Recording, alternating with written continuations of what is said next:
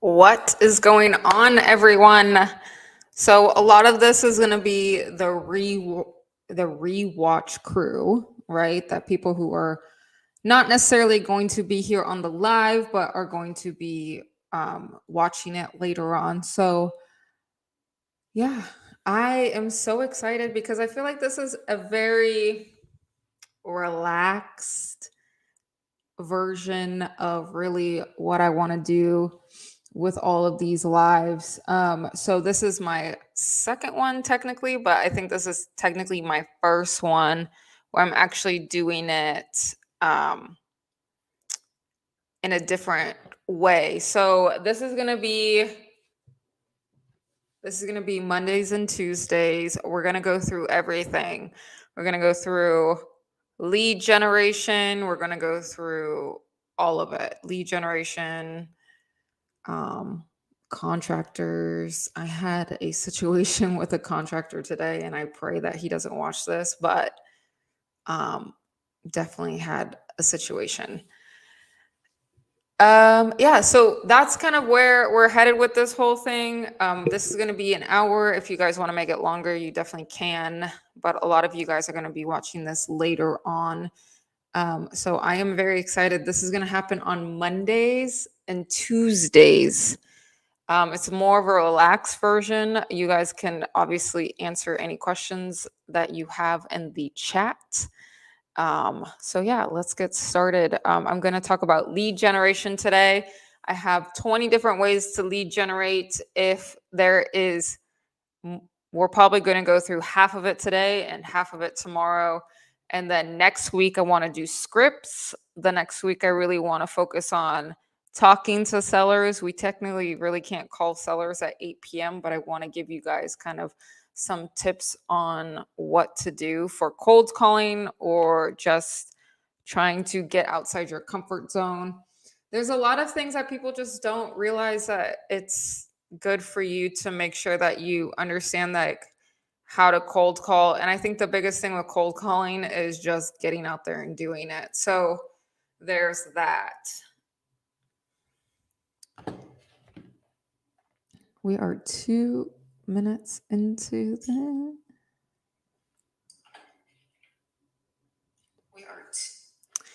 So that is what we're going to do today. As you can see, I have on the other side where what I'm going to talk about.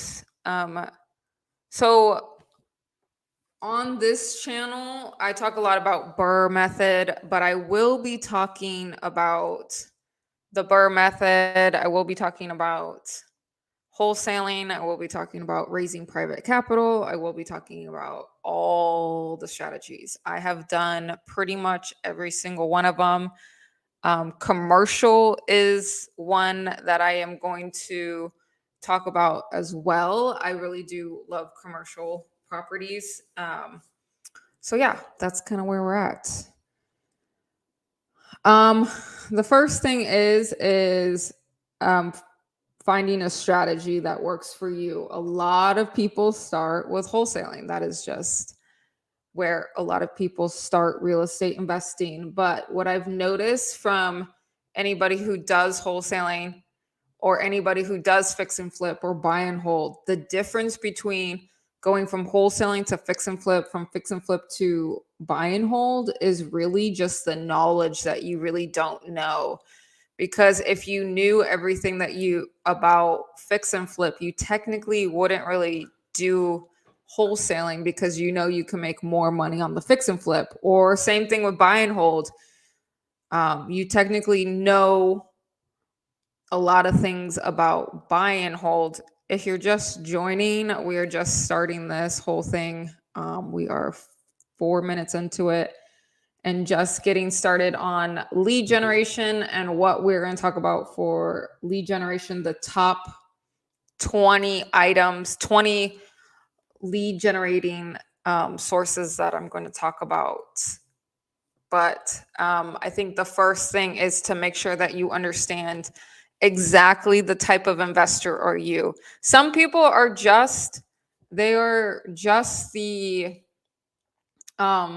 private money lenders and they just want to lend private money. So what type of investor is extremely important, because you can be like, okay, I'm going to go cold call, but maybe that's not necessarily your personality on cold calling. Maybe going out and knocking on doors, that's something you're scared about. There's so many different lead generation sources, and you got to pick the right one that's you're going to stick to and that you're going to generate business. Because technically, if you really don't have any leads, you really don't have a business, right? So that's really where this is all going, making sure that you have lead generating sources where it's going to continue to generate leads. I'm really not used to this format. I'm sorry if I'm kind of like stumbling a little bit, but I'm not used to like talking. I'm used to like saying it in a different aspect for when I talk about deals, how I record things. It's just, this is really different for me. So I apologize in advance. I'm going to get better at making sure I can do this properly. So I have it here. The first one I want to talk about, the type of lead source, is direct to seller. Direct to seller is obviously talking with the seller, and that is considered cold calling. It's considered different ones. So cold calling, door knocking, really just getting out there and hitting the ground and making sure that you are going without the agent involved or without any middle person like a wholesaler, going completely direct to the seller and talking to them. This is the easiest way to, when you're doing a deal, to be able to negotiate the deal. It's not necessarily the easiest strategy going direct to the seller, but it's the easiest way to negotiate a creative financing deal. I love cold calling. I know a lot of people cannot relate to that whatsoever, but I do really enjoy cold calling. I wish I could do it more, but I do run a business and it's really hard for me to make time right now to cold call, and maybe I will get back to it. I even want to do some cold calling on these live streams. So if somebody has a seller that they want me to talk to or anything, I want to make sure that I can be a resource for anybody who wants to get started in this business. So cold calling is definitely something that I do enjoy. If you have a lead, if you want, we are going to be doing a lot of lead generation on this, and not just talking about it. We're actually going to be talking to sellers and talking to buyers and talking and doing deal or no deal and showing you guys real deals. So this is going to be where we really become transparent. I don't like when people use that word, but transparent here.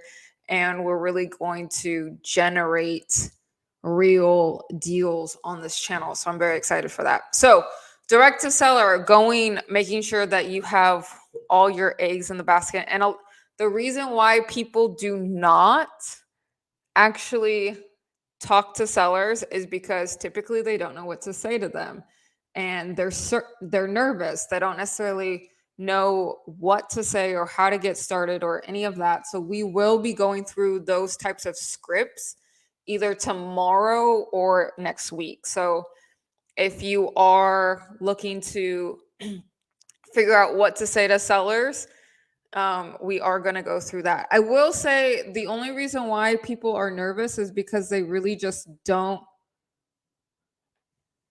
understand. Maria, yes, Maria's watching me. I knew that was you, Maria. A lot of the reason why people don't go necessarily direct to seller or even talk to those type of people is because they just don't know what to say. They're nervous. They don't understand real estate completely, because if you don't really understand real estate, it's hard to kind of go talk to somebody about an item that you don't necessarily know what to do. So that is really where we're going to spend a lot of the time, which is we're going to spend a lot of time cold calling. We're going to spend a lot of time talking to sellers, talking to all of that. So That is the first item, is direct to seller, which is cold calling. Now you can obviously go out and get a cold calling person from the Philippines, from overseas, and that will cost you anywhere between $15 to $2,000 a month, and they will get leads for you. It's just a matter of how fast you want and how big your budget is. A lot of the first initial like cold calling is going to be expensive unless you do it yourself. So, yeah, so that's the first one, direct to seller.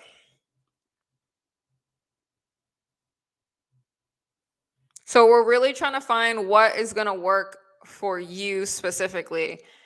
Some people don't like cold calling, and I understand why, because it is can be terrifying to talk to people if you don't really know what to say or do, or if you don't have somebody with you kind of helping you. When I first got started, I actually had somebody named Kevin, and him and I would go to a coffee shop every single morning. And not every single morning. Well, actually, pretty much like Monday through Friday. We were at the coffee shop, and we would probably be there from like 8, 9 o'clock until like 2, 3 o'clock in the afternoon. And we would be calling people, and we would be holding each other accountable. We would have a list to call. We would go down to the courthouse, go get the list, and then we would go to the coffee shop and call them. We would walk outside the coffee shop because it's super loud in the coffee shop typically. So we would walk outside if the phone rang and somebody actually answered it. So, I think getting an accountability partner is extremely important, because when you get accountability partner, that person will hold you accountable to so much things, and it's actually so much easier to maintain your goals, is because you have somebody there with you that is actually um, helping you out in the process. Maria is definitely my accountability partner right now. We definitely holding me accountable to a lot of things. So I'm very, very excited and happy that she is on my team.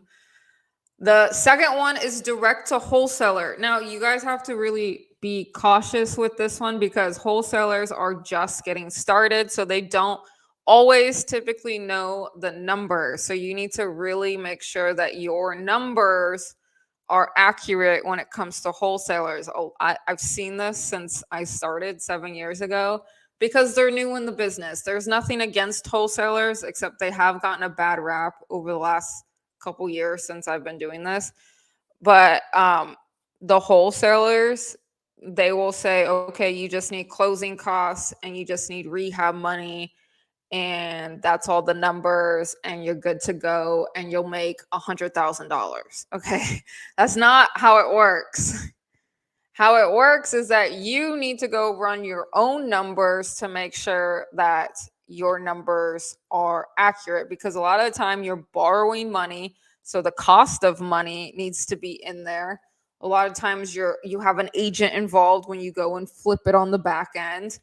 So there's so many different ways that you need to really make sure that you run your numbers properly. There is only one wholesaler, and it's actually a company that the numbers make sense to me. A lot of the time when I get anything from a wholesaler, the numbers don't work. And I don't know if it's, and people buy them. I mean, I don't, I just like, there's probably like 3 deals that I've ever seen come across my board that had made any sense with the numbers. So wholesalers can be tricky. You have to understand that they are starting out, and so you can't just go by what they're saying on the paper. I think also, if you have an agent, and we're going to get to that a little bit later, but there's also the agents that go and say this is a TLC property,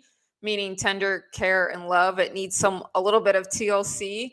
Those agents don't necessarily know how to run the numbers. They just put it on the market because the investor told them that they're going to they can sell it for X amount, or the agent's like, hey, the comps are going for this amount, so I'm going to put it on the market for this, and then not taking into consideration all of the fees, especially when you go over budget for your contractor.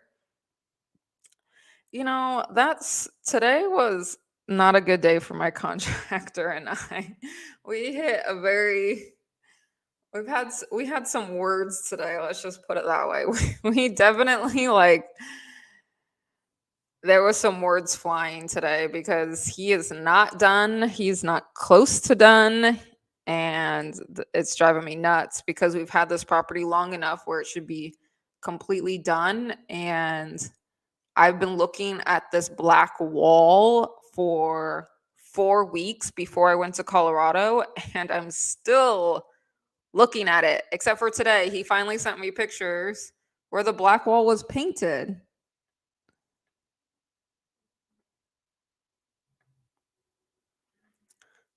So we finally have a wall that is painted, and he has to go repaint and put another coat on it tomorrow. So hopefully we have paint on the walls. But I digress. So that's kind of why I like lives, is because you can kind of tell stories like that you don't necessarily would tell if you were just doing a regular video. But so you have the agents. I'm going to get to agents a little bit later because I do also like this probate attorney, direct to probate attorney, direct to HOA attorneys. A lot of people don't even know that these attorneys exist. Where do you find these? Obviously, there is Google, the lovely search engine, the biggest search engine that there ever was. But there also is really going out and either seeing them in person or figuring out some networking events where they hang out. Because some of these, like for instance, I know an HOA attorney, and I don't think he necessarily ever goes out to like a networking event because he has a family.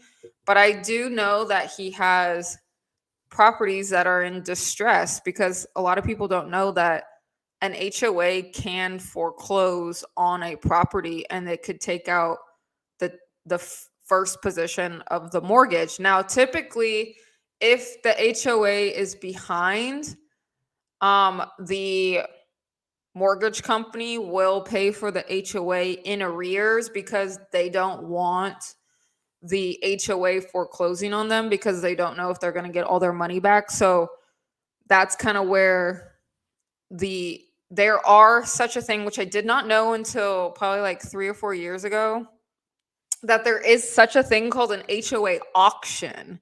And a lot of people don't know that, actually. HOA auctions are very like under the radar. And my uncle, actually, my other uncle, one of my uncles is an HOA attorney. One of them is an HOA manager. He used to be, not anymore, but his company bought a duplex from an HOA auction and got a really good deal on it. And now you have to be kind of careful because you still have the first position and you still have the taxes.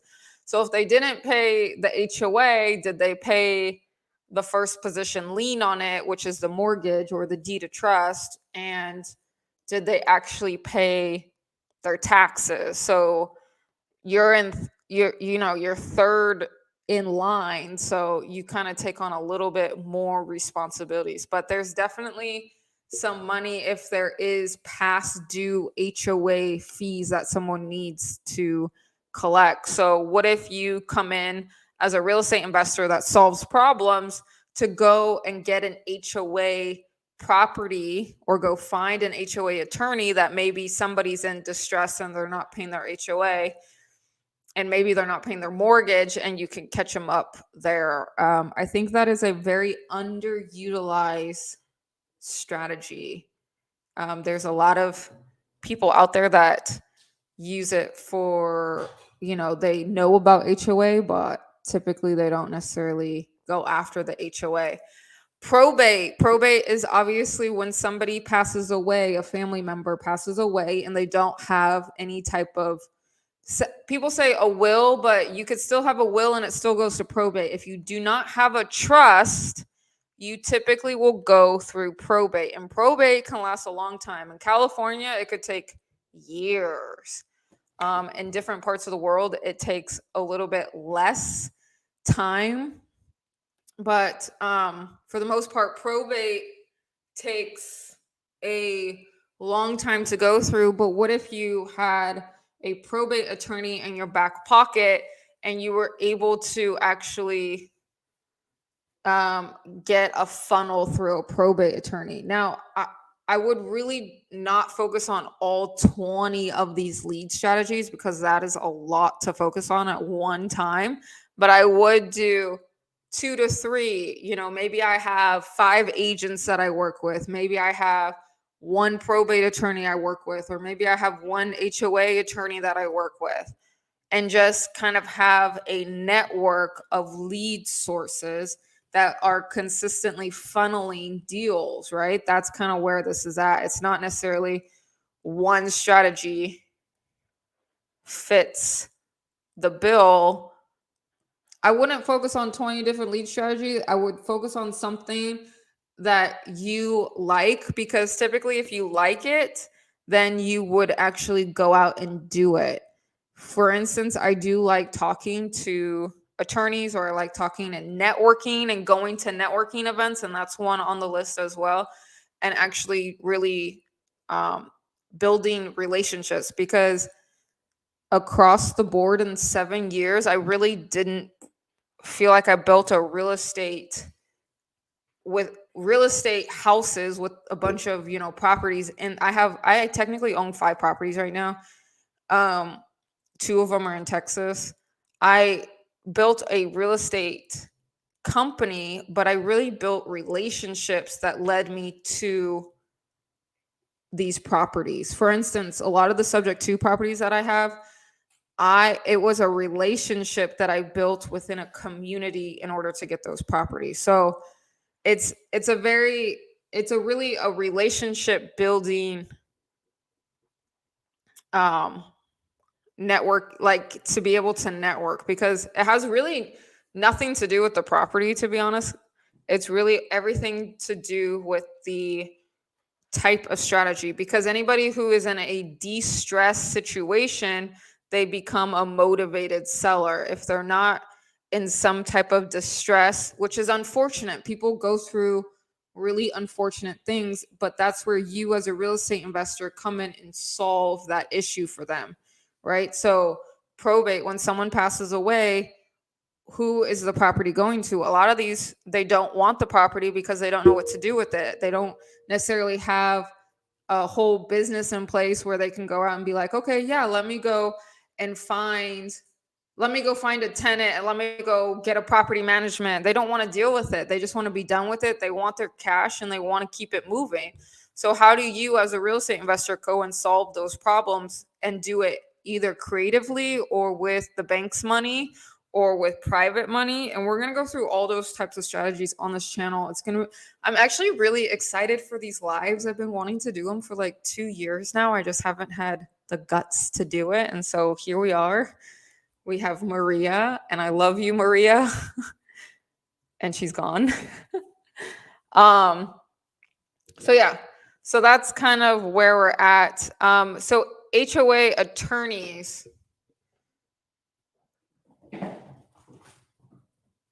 So HOA attorneys, we talked a little bit about that, having a HOA attorney and having making sure that you can get some networking with the HOA attorney. The next thing is a transaction coordinator. And I know some of you are going to be like, what? A transaction coordinator? How are they going to help me? But a lot of the time with these transaction coordinators, they work with different investors, or they work with people who that you might JV with them, or you might go out and they might know people. A lot of people don't know this, but when I did my Airbnbs, I still have Airbnbs. I have 13 Airbnbs. A lot of people don't know is that my cleaner one of my cleaners got me probably, I would say, um, I started with 3 Airbnbs, and now I had 19, and I downgraded a little bit the ones that just weren't really working out. With my 13, she probably found me the rest of them. So I really started with the 3, and then she found me the rest of them, which is absolutely crazy when you think about it. So, um I would say is similar to a transaction coordinator. Those people know a lot of people in the business. So a lot of times the transaction coordinator is licensed, and those people who are licensed actually know more people. The best thing you could do is talk to people and get your name out there, and making sure that that is one of the biggest things. Is you never know. Everyone's like, you think that you know exactly like where your lead source is going to come from or what's going to happen, and you realize that it's the people that you didn't think that was actually going to do the lead source, or you didn't know about the lead source, is what you really thought that where that lead source was going to come from. So investor friendly agents. Now, this one is, I'm going to talk about this one, and I'm going to talk about it tomorrow, because investor friendly agents are a very rare breed, and I kind of want to talk about a little bit more in depth about it. So I'm going to save this one. Actually, probably will only go 30 minutes. So you guys, this is like my first one. So maybe I'll only do 30 minutes today and 30 minutes tomorrow. The next one is HOA managers. I talked about the HOA attorneys, but a lot of people don't know that you can actually find some good deals with the HOA managers. And I will say that there's so many people that call in that get so PO'd at the manager because they have to enforce something.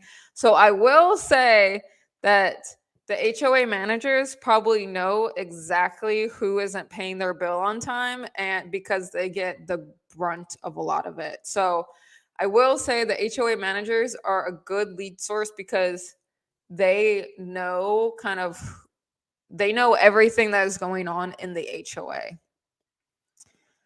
All right. The last one that we're going to do today, and we're going to wrap it up, and we're going to talk about a divorce attorney.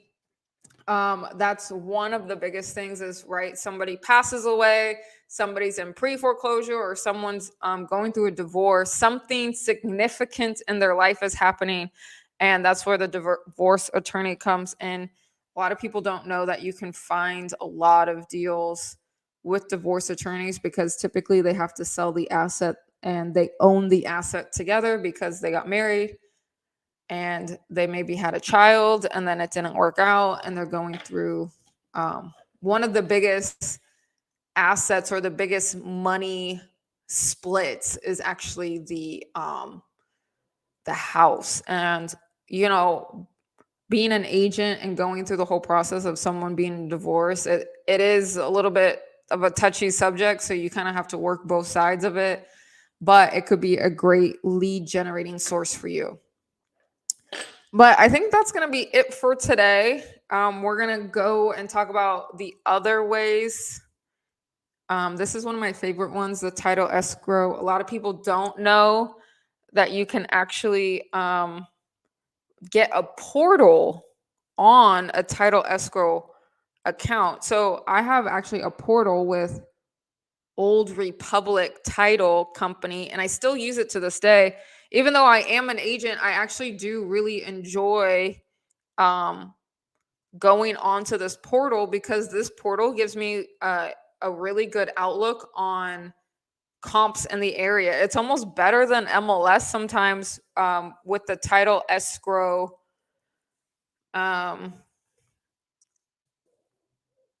With the title escrow, I'm trying to see if I can bring it up. So I'll show you guys this one thing, and then we're gonna hit the haystack for the day. We're just gonna do 30 minutes today and maybe 30 minutes tomorrow. So this is can you guys, yeah. So this is the portal from Old Republic Title that I actually really like. I use this so much. Um, I use this actually more than MLS, believe it or not. And I go on here and I can look at the tax records, I can look at everything. So this is free with any. I have Old Republic. You can call your title company and escrow officer and say, hey, I'm a real estate investor or I'm just getting started in real estate. I want to look at properties. I'm just getting started and I want to see kind of what's out there. Do you do portals where I can get signed up and use the portal? And obviously they want is your business, right? So they want to be able to close with you, so that's why they have these portals. So I do really like these portal for a title escrow. And if you can get friends in with the title escrow officers, they know everybody, right? Um, they know investors, they know a lot of different um, people. They know some people that are reoccurring for them, which is usually the investors, or maybe they know somebody who's going through a divorce, or maybe they know about a situation. So title escrow officers are definitely the way to go for lead generation. It's really about just getting out there and making it happen and talking to the people that are in the industry. So that's what we're gonna leave on today. I have about, let's see, 1, 2, 3, 4, 5, 6. I have about like 6 or 7 more tomorrow that we're gonna talk about. Um, so just keep it to 30 minutes tonight. So anybody in the rewatch crew, definitely you can still leave a comment below and I can make sure that I can get back to you if you need it. You can also DM me on Instagram, Claire Ann Investor. So that is going to be it for today. I actually am so excited to be doing these because this is what I've been trying to do for a very long time, doing live streaming, sharing my screen and making sure you guys can really get a deep dive into all of things real estate, what's kind of happening, my crazy contractor situation. I'm hoping that he's finished by the first or second week in May. Let's pray. So for this 3 units. So hopefully by holding some money back, I'm holding a couple $1,000 back, so maybe he'll work a little faster. But yeah, that's kind of what's going on. And then we're going to do some lead generation tomorrow. I want to do scripts next week about what to say to sellers. So we will see you guys on Mondays and Tuesdays. So I'm very excited for that. So thank you so much for tuning in. Make sure you hit the like button, subscribe, and we will catch you guys on the next one. Bye.